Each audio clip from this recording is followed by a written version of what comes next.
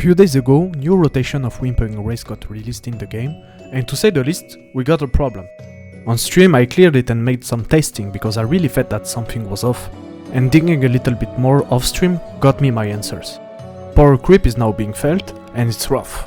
Hi, I'm Psycho75, and in this video I'll break down for you the Powercreep issue, and the game design flaw, the trap that a lot of gacha are falling into, that Wuba sometimes is avoiding, but sometimes has to face.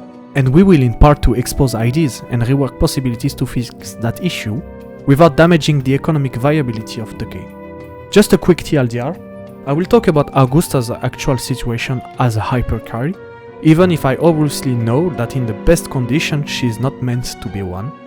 But it still has a place in the discussion because a non-negligible part of player base doesn't all the time pull all the beast units of the comp, and a lot pulled Agusta to be played as a hyper carry, or just to have a decent or more actual electro DPS.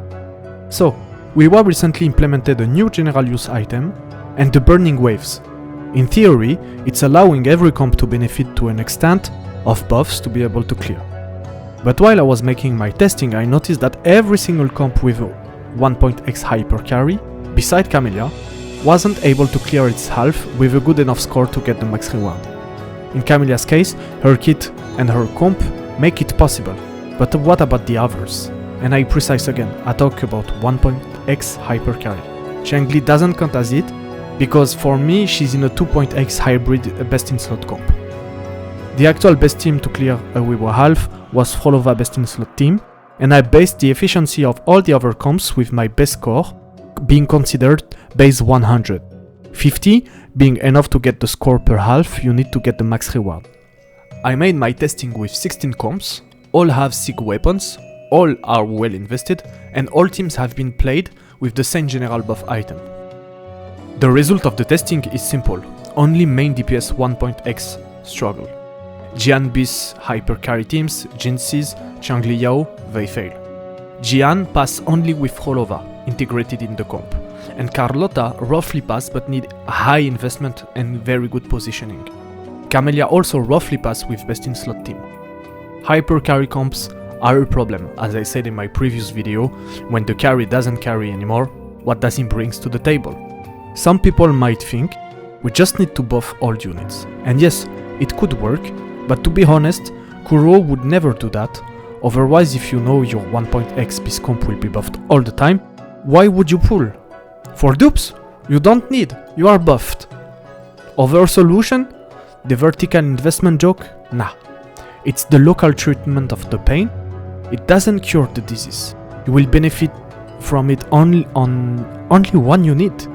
And this unit is already suffering. When you dig deeper, you notice something. Yes, new units do more damage, but the total damage of your comp is now more heavily spread across the rotation. And the DPS chart of new hybrid sub DPS are very close and sometimes higher than the 1.x DPS.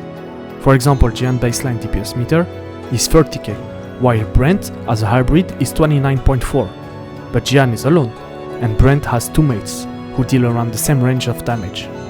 So here comes the part 2. What could be the solution?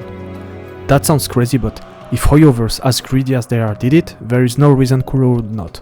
Rework 1.x units to implement them as hybrid comps. I give you a concrete example, and you will see you don't necessarily need to do a lot.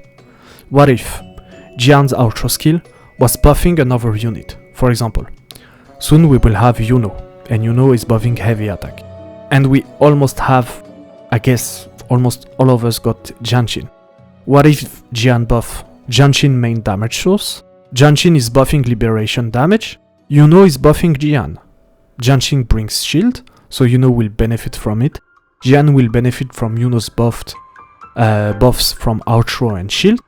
And here you are with a hybrid comp, integrating Jiyan without touching his damage chart, plus the shield giving more aggressive option to him. So right now the two references we have for hybrid comp is phrolova beast and Changli's. And you already know that if one of them is not enough, you will have the possibility to either slowly transition without excluding pools of your equation. It balances the game. It respects the time and the money you have put on those units, and it makes viable the vertical investment with the dupes. Everyone wins. If you like the idea, please share enough to make it reach the good ears. Who knows, maybe it will make things change. But if you do nothing, you can be sure nothing will. Subscribe, leave a like, pogs in the comment if you watch until this moment. Take care of yourself and your finance. See you next time. Peace.